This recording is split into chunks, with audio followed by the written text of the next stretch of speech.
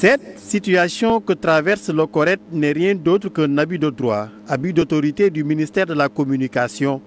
Ces propos sont de l'ancienne secrétaire générale du SYNPICS, Diatou Cissé.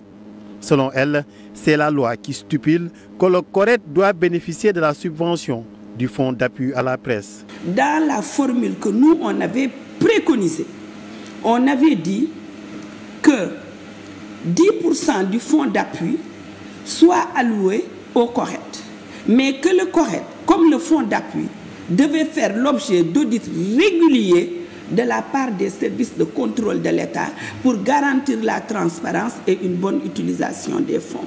Le ministère, quels que soient par ailleurs les reproches fondés ou non fondés qu'il pourrait faire à l'encontre de la presse, le ministère ne peut pas s'asseoir sur un abus de droit et un abus d'autorité. Selon elle, le fonds d'appui à la presse devait dépérir au profit du fonds d'appui à l'entreprise de presse. Ceci permettrait d'éviter la confusion, mais aussi pourrait garantir des projets viables pour renforcer économiquement l'entreprise de presse. Je pense que la fermeture du CORED doit ramener effectivement le débat sur le fonds d'appui à l'entreprise de presse. Même quand on parle de modèle économique à réinventer, on ne peut pas le faire dans le contexte où, par exemple, le fonds d'appui à l'entreprise de presse, son accès reste quelque part lié au bon vouloir ou aux humeurs d'un ministère de la communication, d'un ministre de la communication